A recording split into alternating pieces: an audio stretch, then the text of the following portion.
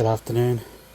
I've got a live radar feed on the Facebook profile, but I thought I'd do a video update as well. Excuse the dog in the background, he thinks I'm talking to him. Anyhow, so just looking at the satellite image here, the convection is strong off the southern end of the cyclone, and it also has interacted with the mountains, and there was a fair bit of weak development across the ranges earlier today. It's weakening off a little bit now, but that will likely continue doing that on and off. Now the cyclone has been a bit of a bumhole today and wobbled around a little bit on its track, but it's still expected to go in a general northwest or west-northwest direction towards Moreton Island. So we should see that turn this afternoon into overnight.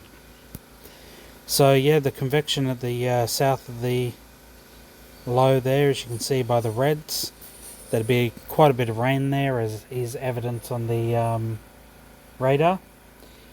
So that is slowly moving towards the Gold Coast currently. Now rainfall was over 100 millimeters in places like Coolangatta, Lismore, up until 9 AM this morning. So a significant amount of rainfall already. Lismore, the river there is under minor flooding already, so I'd expect moderate to even major flooding to occur in the next day or so. So it's good that they did evacuate down there. Next we have the bomb track map, and as you can see that I was just mentioning, a bit of a wobble in its track, went a little bit to the southwest, and now it's kind of going in a kind of westerly, then going up north a little bit and tracks west again. I did track a little bit further southwest than expected, so the landfall location has been adjusted accordingly, but the last few hours it's pretty much stayed the same. So we're expecting the center of the low to start moving in a northwest direction, as I mentioned earlier just a moment ago, and that is shown on the map here. Next we will move on to the Joint Typhoon Watch Centre, and the Typhoon Watch Centre here is showing a very similar track to the Bureau, so that's a good agreement from the modelling there. Big area of uncertainty, but that's mostly because of the inland part. They don't know where it's going to go really once it goes inland. Now, like I said yesterday, that cone of uncertainty to the east, not sure why that's there, because I haven't seen any modelling that tries to throw it back out to sea, so I really have no idea what that's all about. But the cone of uncertainty to the west is pretty normal because of all the uncertainty in modelling.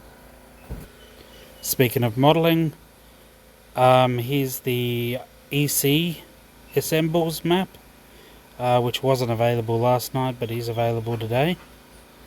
That's showing a general northwest movement, and then once it across the coast, it will get steered to the west and then eventually to the southwest, and then it may possibly come back out to sea somewhere off the southern New South Wales coast, but that's a little bit too far in the future, so wouldn't even want to warrant a guess what will actually happen in the long term. But for the short term, all modelling seems to point towards him taking a northwest track after this initial southwest kind of movement that he done this morning. Here we have some model track guidance. Now this has three models. We've got NavGen, GEM and GFS. They have a very similar track once he makes landfall, going across either Moreton Island or North Stradbroke Island, but he should cross up north of Brisbane still. So that's good to see model alignment with those three. Here's everyone's favourite spaghetti. So we have the GEFS. This one shows a little bit further in the future, and as you can see, once it makes landfall and starts tracking inland, it turns into a bowl of spaghetti again. So it could go south, it could go even north up towards the Northern Territory by this, but it will be a very weak remnant low.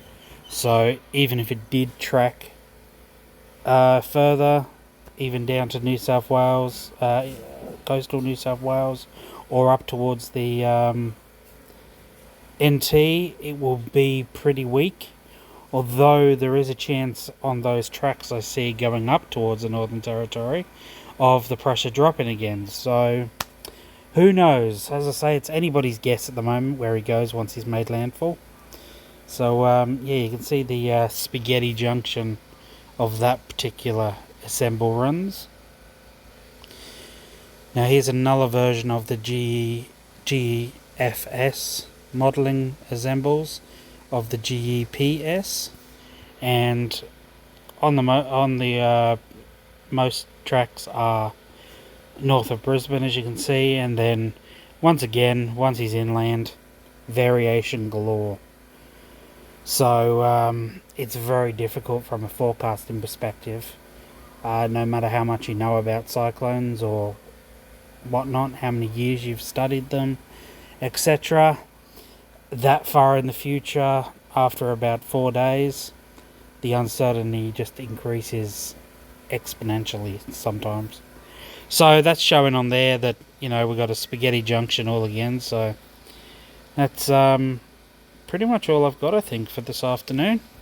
I just wanted to make the video thing why the live radar is currently active on the page.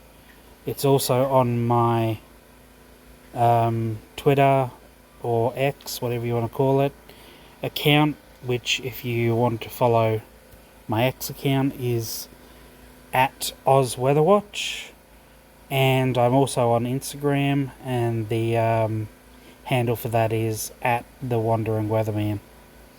So I'm all over the place, so you get information no matter which way you follow me.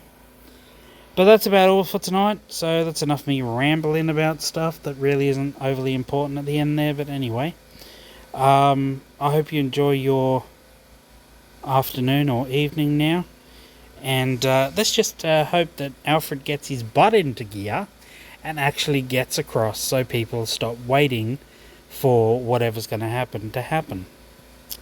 So there's that. Have a good one.